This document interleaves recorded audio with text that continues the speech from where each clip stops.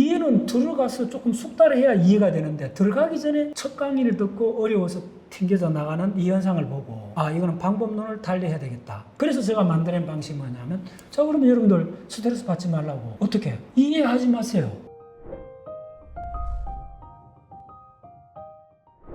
안녕하세요, 대치동 캐슬입니다.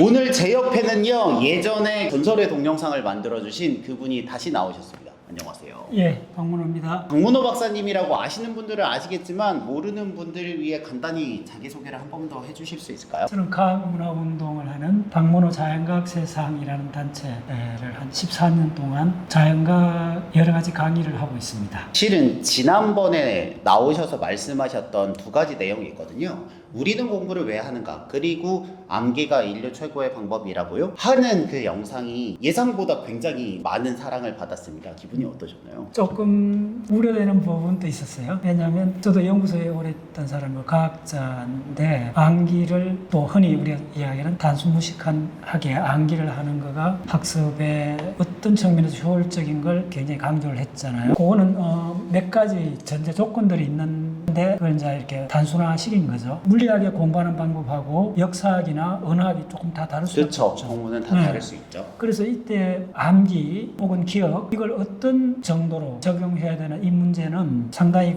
섬세하게 접근을 해야 돼요. 원칙은 암기가 굉장히 중요한 컴포넌트인 건 맞는데 각 분야별로 비율을 얼마큼 하는지가 섬세하게 조절이 돼야 된다라는 말씀이시죠. 예를 들면 우리가 영어를 한다면 암기가 압도적으로 중요해지죠. 그렇죠. 근데 만약 물리를 하는데 물리 그 자체는 암기할 내용이 크게 많지가 않아요. 그러니까 여기서는 좀 더 그 원리를 이해하는 비중이 좀 더 커야 되고 왜 암기를 조금 강조를 하게 됐느냐 하면 효율적인 문제입니다. 우리가 모두 다 과학자가 되는 사회가 아니잖아요. 과학자들이 일선 연구자들이 하는 과학자상을 사회에서 너무 부각을 시키면서 어떤 문제를 풀고 창의적으로 접근하는 이쪽이 굉장히 강조되는 사회가 되어버린 거예요. 일종의 사회적 문화를 형성한 거예요. 최근에 어떤 자료를 봤더니 창의적이라는 단어가 언제부터 있었느냐 여기 어느 책자에서 나오더라고요. 멘탈이 무기다라는 그 책에 저도 조금 놀랐는데 우리 창의성이라는 게 굉장히 중요하기 때문에 이게 아마 그리스 로마 시대부터 있지 않았느냐. 근데 그 책에서 밝혀놓은 게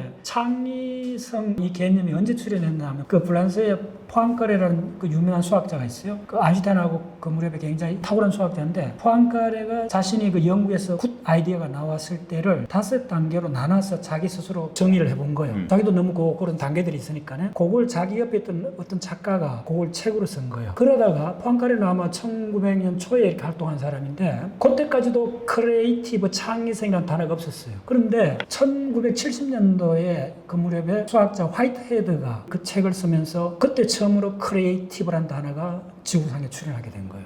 1970년대? 네, 저도 깜짝 놀랐어요. 그래서 제가 얼마 레퍼런스를 발표했습니다. 되짚어 보면 우리 사회에서도 창의성이 이렇게 확 사회에 전면에 부각된 거는 10년밖에 안 됐는데. 네. 그래서 우리가 중고등학교 때 그런 이야기를 거의 들어본 적이 없는데 우리가 흔히 창의성이라고 하는 게 도대체 뭔가 이제 오랫동안 그런 관심이 있었죠. 이 과학문화운동을 하면서 현실적으로 뭘 느꼈나 하면 특히 어른들 40대, 50대, 60대, 70대 분들이 주로 저한테 강의를 많이 들어요. 그분들이 이렇게 자연과학을 접하면서 4시간짜리 강의 조금 어렵긴 한데 다 듣고 나면 몇 번 듣다가 안 나타나는 사람들이 많아요. 물어보면 어렵다는 거예요. 뭐가 어렵냐 물으니까 이해가 안 된다는 거예요. 그 어렵다는 게 본질이 뭐냐 물어봤더니 이해가 안 됐다는 거예요.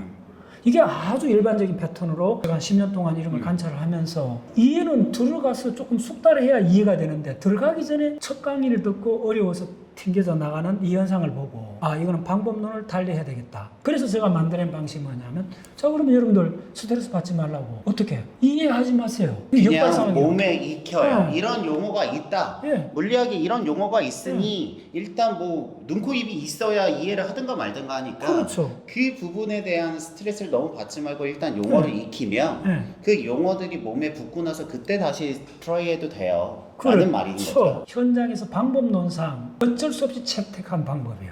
자연과학 분야에 이 공부에 들어오는데 조금 맛을 느끼고 이해에 도달할 정도면 사실은 많은 암기를 요구하지 않아요. 의외로 너무 간단한 몇 가지 암기 사항조차도 주입 암기 교육이라고 뿌리치는 이 사회 현상을 보고 저는 이건 참 아니다. 그래서 제가 지난번에도 주장했던 것이 모든 학문을 이렇게 한번 보자. 모든 학문을 언어학이라고 보면 여러분들은 알파벳만 알면 일단 단어를 쓸 수 있고 책을 읽을 수가 있다. 그럼 요구되는 게 각 자연과학 분야의 알파벳만 기억하시라. 그거는 방법 없이 암기를 해야 되는 거죠. 자, 그러면 물리학의 화학의 알파벳은 다 아다시피 주기율표입니다. 네, 주기율표. 그 다음에 생물학의 알파벳은 아미노산하고 DNA 분자 구조 같은 것들입니다.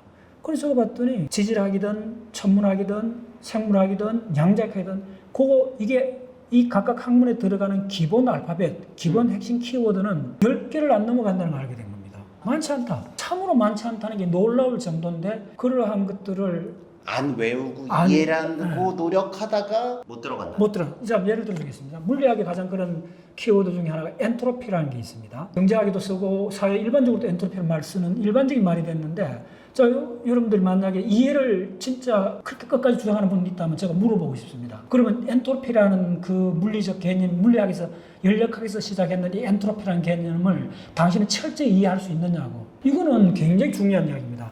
다시 이야기하면 에너지나 엔트로피나 이런 중요한 물리학 개념은 이해가 되는 것이 거의 박사학위 할 정도로 계속 이렇게 가는 겁니다. 예를 들면 생명이 무엇인가 여러분들 이해하실 수 있습니까? 이거는 사실은 좀 심하게 말씀드리면 불가능에 가까운 문제입니다. 왜냐하면 생물에 대한 데피니션이 몇 번 바뀌어온 거죠. 그렇죠. 대표적으로 서점에 가면 여러분 유전자란 개념에 관한 책이 나와 있습니다. 멘델이 처음 유전자를 개념을 이야기했을 때 그 개념하고 지금 개념은 엄청 달라져 있거든요. 우리가 이해한다고 했던 그 개념 자체도 바뀌어서 데피니션 자체가 변하는데 어떤 현상이나 개념이나 뭐 그게 무슨 어떤 사회적인 부분에 대해서 100% 이해를 하는 것 자체가 불가능하다는 거죠. 예, 특히 이게 왜 중요하냐면 핵심 개념들, 특히 이제 물리나 수학에서는 그 핵심 개념을 꼭 이해하도록 심지어 막 그거에 대한 스트레스를 엄청 학생들이 느끼고 있잖아요. 근데 그 핵심 개념, 수학에서는 극한이라든지 이런 들어가는 많은 개념들이 궁극적으로 그걸 알려면 박사학위가 예, 그 개념 자체가 픽스되는 것이 아니고 그것 개념 자체도 변하는. 변하는 거예요. 그래서 물론 조금 제가 단순화시킨 면도 있지만은 각 분야마다 예를 들면 물리학이나 화학이나 생물학에서 꼭 알고 싶은 유전자라든지 엔트로피라든지 이런 개념들은 계속 진화를 하고 있는 겁니다. 자, 그래서 요약하면 너무나 시간이 든다는 겁니다. 시간이 들기 때문에 그렇게 접근하지 말고 궁극적으로는 이해입니다. 이해를 도달하는 방법이 여러 가지인데 처음부터 끝까지 그걸 개념적으로 이해하라고 푸시를 하면 우리 브레인이 그 로드를 감당할 수가 없습니다. 그리고 연령별로 그것이 수상화가 돼가는 과정에 따라서 연령별로 이해하기 거의 심하게 불가능에 가까운 개념들도 있습니다. 너무 강요하지 말라는 거죠. 예. 저는 예. 실은 이거는 자연과학을 말씀하시니까 그렇지만 저는 이제 수학에 관해서 말씀드리면 실은 완벽한 이해라는 게 거의 쉽지가 않은 게 예를 들면 기본서를 100점 맞을 정도로 해요. 그럼 이게 이해가 다 된 건가요?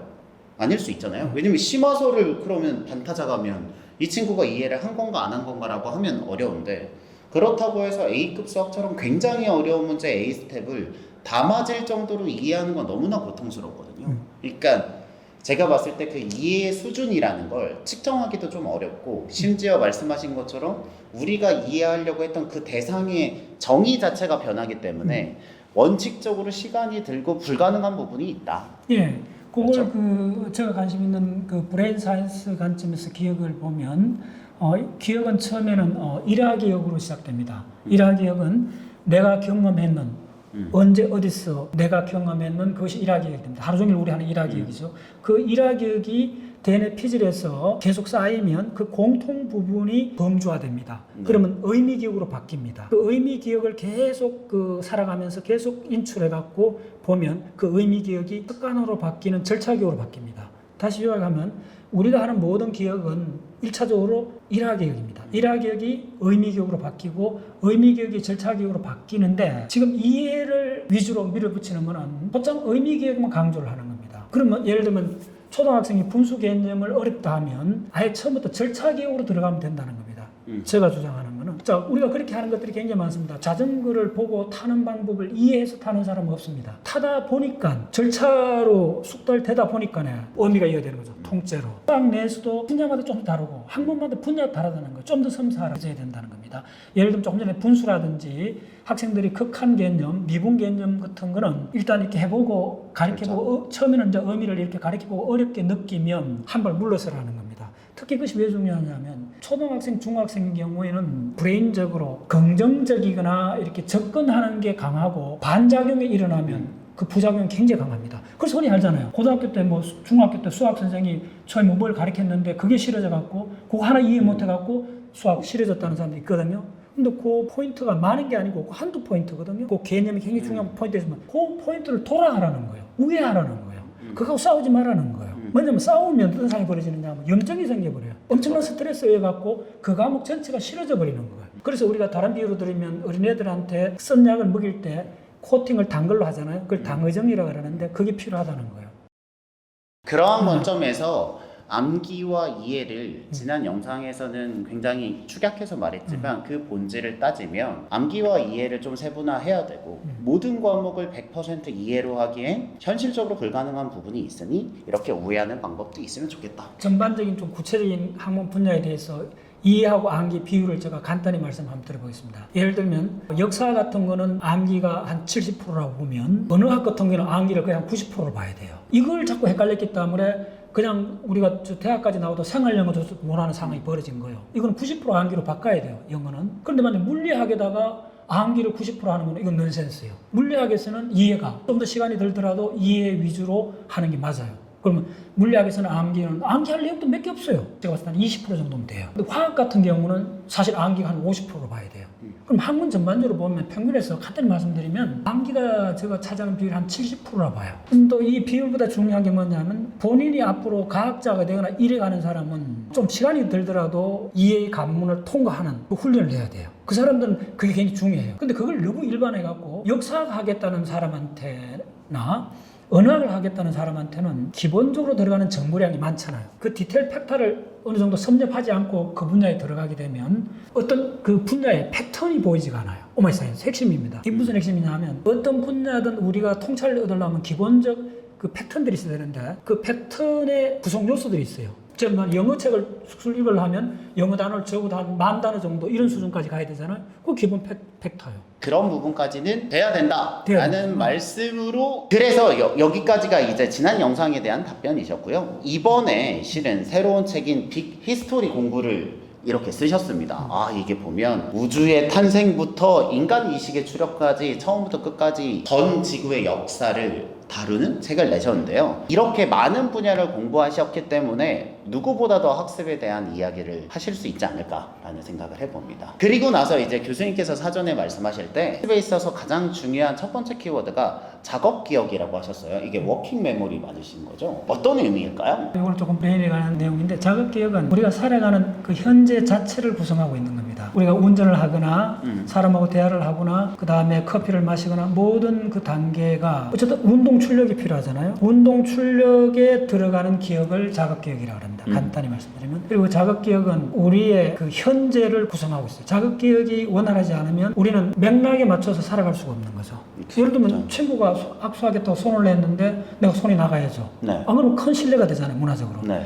이제 이런 것들이 전부 다 자극 기억인데, 그래서 이 자극 기억이 인간이 인지 조절을 통해서 인간이 문화를 만드는 이 전체 동물하고 달라지는 가장 중요한 포인트가 이런데, 자, 한 가지 말씀드리면 이렇습니다. 우리가 손이 하는 걸 한번 생각해 보세요. 구멍을 파고 그 다음에 꺼내고 손을 털고 꿰매고 손을 턴다. 어떤 동물도 이렇게 할 수 없죠. 물론 동물은 앞다리가 고정돼 이렇게 땅에 있기 때문에 그럴 수 있는데 이렇게 우리가처럼 이렇게 손을 터는 섬세하게. 예. 이게 무슨 말이냐 하면 주로 운동이잖아요. 그러나 우리가 지금 이야기하는 모든 창의성도 운동의 결과잖아요. 예를 들면 뭐 붓글씨를 잘 쓴다. 손운동이죠. 그림을 그리든 음악을 하든 전부 다 운동 출력이죠. 생각해보면 그 창의적인 활동의 대부분이 운동이네요. 운동이죠.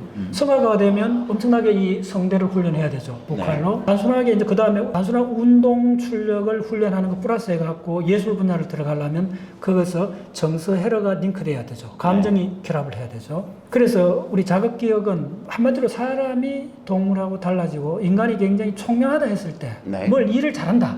어떤 사람 일머리가 있다 했을 때는 이 자극 기억이 잘 돌아가는 겁니다. 그러면 우리가 인위적으로 이 작업 기억의 용량을 늘리거나 혹은 질을 높이거나 이렇게 할 수 있는 방법들이 있나요? 아, 예, 좋은 질문입니다. 네. 네. 그래서 이 자극 기억은 기억은 우리가 대략하게 세 단계로 되어 있습니다. 기억을 코딩하는 거, 기억을 만드는 거죠. 주로 해마에서 합니다. 그다음에 기억을 만든 기억을 저장을 해야 되죠. 저장은 DNA 피질에서 합니다. 그다음에 이제 기억을 끄집어내 쓰잖아요. 기억을 네. 인출. 요 세 단계로 이제 간단히 말씀드릴 수 있는데 자극 기억은 주로 기억의 인출하고 관계 있습니다. 자, 다시 한번 말씀드리면 우리가 흔히 기억 지금 앞대목의 이야기에서도 내가 암기식 이야기를 하면 사람들이 조금 뉘앙스적으로 거부하는 사람들이 있다는 걸 알아요. 근데 우리 단어가 갖는 그 정서적 뉘앙스 때문이에요. 우리가 기억을 해놔도 불러오지 못한다면 의미가 없죠. 굉장히 넌센스죠. 그래서 가장 핵심은 뭐냐면 기억을 불러오는 이 과정인데 기억을 불러오는 걸 최근의 학습법이나 이 브레인 러닝 분야에서 주목하고 있는 것이 뭐냐면 학생들이 공부를 했을 때 성적하고 능력하고 가장 결부되는 기억의 팩터가 뭔지 봤어요. 그래서 어떤 실험이 있었냐면 시험을 치기 전에 시험 한 열흘 앞두고 네. A그룹, B그룹, C그룹을 나눠갖고 A그룹은 토론을 막 시켰어요. 네. 그 시험의 문제에 대한 토론을 시켰고 B그룹은 우리가 전통적으로 하듯이 써서 선생님들이 외우겠어요. 노트 보고 막 암기했죠. C그룹은 뭘 했느냐 하면 지금까지 공부한 내용을 보지도 안 하고 가만히 앉아서 기억을 끄집어내보게 했어요. 그냥 앉아서 너 뭐 배웠니 해서 예. 아, 내가 뭐 배웠더라 이렇게 그죠. 인출했다는 인출을 했죠. 근데 이제 전통적으로는 가장 짧은 시간에 성적을 올린 거는 당연히 노트를 보고 그냥 착착착 암기를 하는 2번. 게 2번이죠. 일반적으로 오는데 또 토론도 굉장히 할 것 같은데 요 실험을 몇 번을 했는데 항상 세 번째, 기억을 인출하는 팀이 요 한두 명이 아닙니다. 그룹을 했으니까는 기억을 인출하는 팀이 항상 결과적으로 점수가 좋았다는 거예요. 파이널리 좋았다는 거예요. 초반에는 다른 방법이 우수할 수 있지만 네. 마지막에는 앉아서 너 뭐 배웠니 해서 내가 뭐 배웠더라 뭐 배웠죠 이렇게 머릿속에서 계속 힘들겠죠. 그걸 인출해보는 연습을 한 팀이 성과가 제일 좋아요. 그렇죠. 그게 왜 그러냐면 인출이라는 게 하다 보면 구멍이 생기잖아요. 그렇죠. 그러면 우리가 이어서 인지 로드가 걸려요. 그걸 찾으라고 이렇게 할 때 그 찾는 그 구멍 빠진 걸 딱 끼워 넣었을 때 도파민이 확 분비돼서 엄청난 쾌감을 느낍니다. 또 하나는 자기 스스로 물리 이론이든 뭐든 하나의 그 전체를 불러갖고 자기가 딱딱 끼 맞춰갖고 조립해갖고 하나의 그 스토리가 딱 되는 순간 그 지식의 하나의 모듈이 형성되는 거예요. 그렇죠. 그러면 어떻게 되느냐 하면 요게 우리가 흔히 이야기하는 자기 주도적 학습의 핵심입니다. 우리 이제 지금 학습하는 학습 이론가들이 대부분 학습에 가장 효과 있는 건 자기 주도적 학습이라는 건 많은 연구에서 동의를 하거든요. 예. 그게 핵심 사안이 뭐냐면 자기 주도적에는 뭐겠어요? 선생한테 듣는 것도 아니고 그냥 뭐 단순하게 암기를 한 것도 아니고 뭐냐면 자기가 기억해낸 내용을 자기가 끄집어내 보는 거죠. 그때 끄집어낼 때는 항상 그냥 하는 거 아닙니다. 왜 그러냐면 이거는 굉장히 인지 로드, 브레인의 로드를 걸거든요. 하기 힘들어요. 힘든 정신작용인데 그런데 왜 하게 되느냐 하면 그게 중요한 임무, 다시 뭐 시험을 앞두고 있다든지 뭘 연구를 해야든지 이럴 때 중요한 그걸 태스크라 그래요. 그 태스크가 우리 자극기억에 딱 장악하고 있어요. 그 태스크가 나중에 뭐가 되느냐 하면 우리의 목적의식이 됩니다. 그래서 우리가 학업 성취나 뭐든지 사회적으로 뭘 하든지 빨리 가기 위해서는 태스크 형태로 해야 돼요. 태스크 형태로 하면 태스크는 단일한 프로그램이거든요. 그럼 그 속에 몇 개의 그 지식들이 딱딱딱딱딱 배열이 돼갖고 맥락으로 연결되는 지식의 덩어리거든요. 우리가 공부하는 동안에 그 지식의 덩어리에 몇 개가 빠져 있단 말입니다. 네. 기억상에. 네. 그러면 내가 그걸 풀러내야 굉장히 어려운 겁니다. 풀러내고 노력하는 동안에 태스크가 완성이 돼요. 기본적으로 우리 아이한테 너 배운 거 얘기를 해봐 라고 하면 대부분 다 태스크가 있죠. 중간고사든 거든지 뭐 우리가 목표가 있고 불러 일으켜봐 하면 아이가 10개 중에 한 6, 7개를 불러 일으키고 무조건 3, 4개가 빵꾸가 난단 말이죠. 그러면 그 3, 4개 빵꾸를 채우기 위해서 머릿속에서 끙 할 때 로드가 걸리는 거고 그 3, 4개 중에 한두 개가 채워지면서 그게 모듈처럼 탁 붙어서 지식을 붙을 때 자기주도 학습이 된다. 예. 우리의 그 인지 정신작용은 우리가 항상 하고 있는 이쪽에 굉장히 힘이 세거든요. 그 자극기억은 바로 비유하자면 은행에 1억 적으면 장기 기억이고 자극기억은 내 값에 있는 10만 원 정도입니다.